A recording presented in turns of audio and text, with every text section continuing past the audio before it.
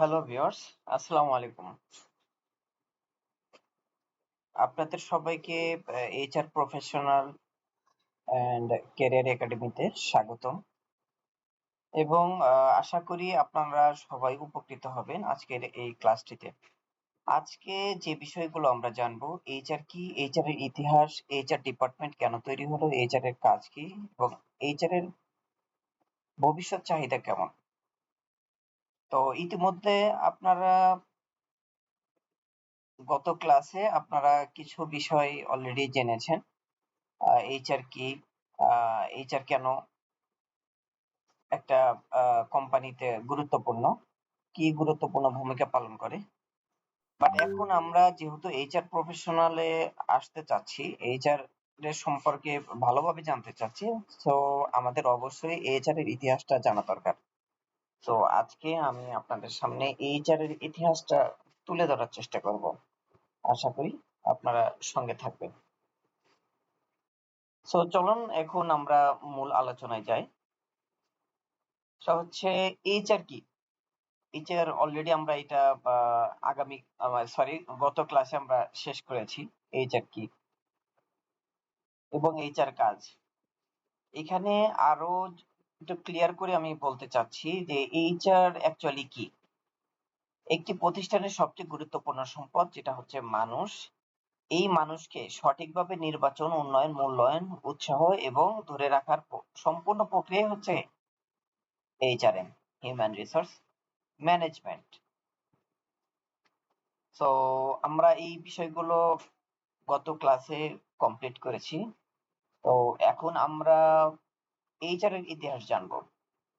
দেখুন এইচআর এর ইতিহাস কি বলে।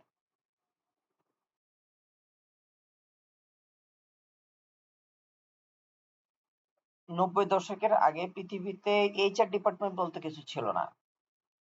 তখন ইন্ডাস্ট্রিয়াল রেভলিউশনের কাজ চলতো, মানে বা নতুন নতুন বিল্ডিং হচ্ছে, নতুন নতুন কোম্পানি ক্রিয়েট হচ্ছে। বাট ওই সময়টাতে মানে বা একজন ওয়ার্কারের কত ঘন্টা কাজ করা উচিত, তার আইডল সময় কতটুকু এবং কত এজ থেকে তারা কাজ করতে পারবে, মানে কোনো রুলস রেগুলেশন কোনো কিছু ছিল না। শুধু কাজ করতো, স্যালারি নিত, স্যালারি কেউ পাইলেও পেত, না পাইলেও নাই, মানে এইরকম একটা অবস্থা। মানে কোনো লিভ সিস্টেম নাই, সেফটি নাই, ইন্স্যুরেন্স নাই, ট্রেনিং নাই, মানে এই জিনিসগুলো মানে এখন যে একটা স্ট্যান্ডার্ড লেভেলের এইচআর আসছে তখন এটা ছিল না। যার কারণে কি হতো, অ্যাক্সিডেন্ট হতো, স্ট্রাইক হতো, ওয়ার্কার প্রোটেস্ট, এমপ্লয়ি টার্নওভার বাড়তে থাকলো।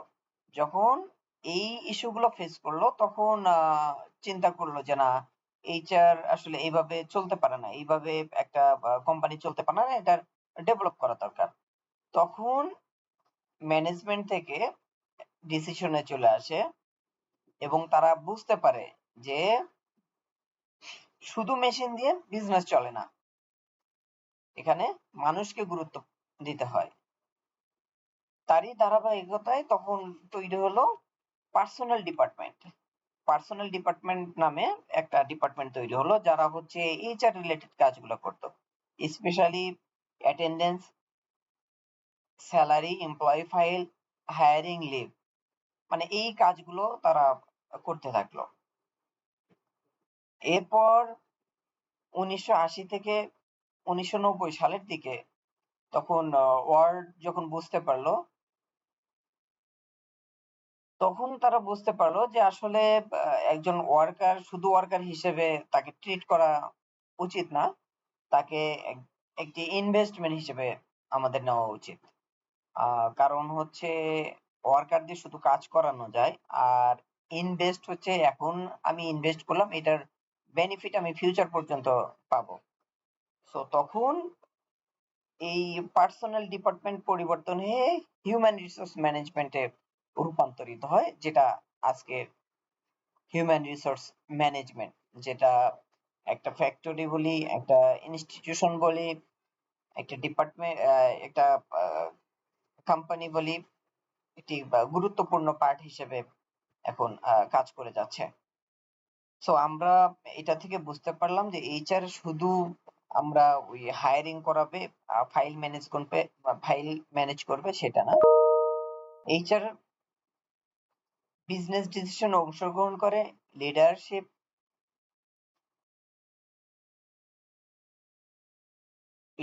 ডেভেলপমেন্ট করে, ট্যালেন্ট ধরে রাখে, অর্গানাইজেশন কালচার তৈরি করে, বিজনেস গ্রোথে সাহায্য করে।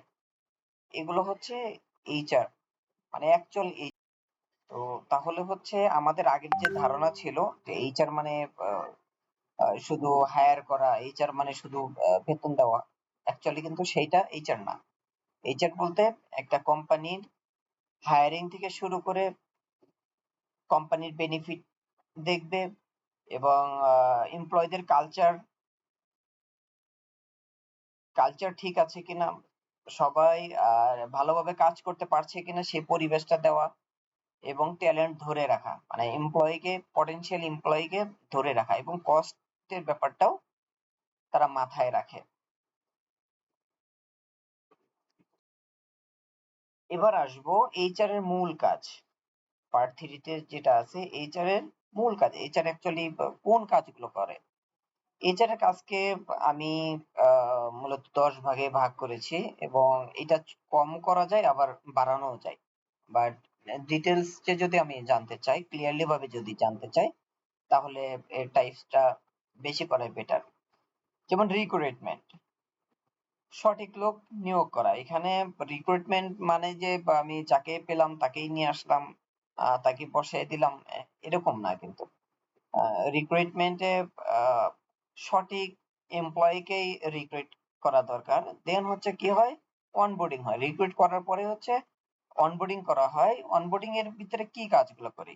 অনবোর্ডিং এর ভিতরে একটা কোম্পানির কালচার, কি কি কাজ করা যাবে, কি কি কাজ করা যাবে না, এই বিষয়গুলো ট্রেনিং দেওয়া, এই বিষয়গুলো নিউ এমপ্লয়ীদেরকে বোঝানো হয়। দেন হচ্ছে ট্রেনিং। যদি কোনো স্কিলস ডেভেলপ করা দরকার যে একজন পটেনশিয়াল এমপ্লয়ি হিসেবে তৈরি করার জন্য, তাহলে তাকে ট্রেনিং এর ব্যবস্থা করানো। পারফরমেন্স ম্যানেজমেন্ট, কি কাজ করছে সেই বিষয়গুলো পর্যালোচনা করা, এবং কোন সাইটে ইমপ্রুভ করা দরকার সেই বিষয়গুলো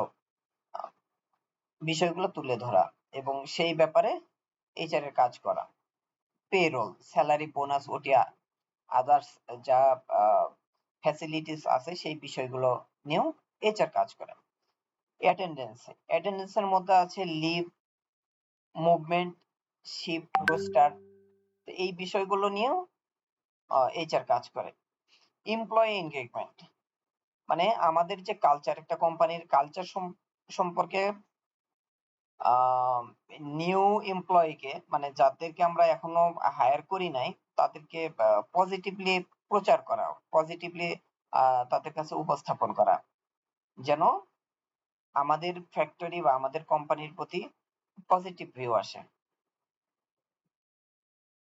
এই বিষয়গুলো এইচআর করে থাকে। লেবার ল, আমাদের বাংলাদেশ লেবার ল অনুযায়ী কাজ হচ্ছে কিনা সেই ব্যাপারটা নিশ্চিত করতে হয়, কমপ্লায়েন্স মেনটেন করতে হয়। আর একটা জিনিস বলে রাখি, লেবার ল আমাদের সাউথ এশিয়ার ভিতরে বাংলাদেশ লেবার ল কিন্তু অনেক অনেক অনেক ভালো, যেটা স্ট্যান্ডার্ড, যেটা এমপ্লয়ীদের জন্য খুবই ফ্লেক্সিবল এবং ফ্যাসিলিটিস দিয়ে থাকে। এইচআর অ্যানালাইসিস, এটা খুবই খুবই গুরুত্বপূর্ণ একটা বিষয় যেটা এইচআর কাজ করে থাকে।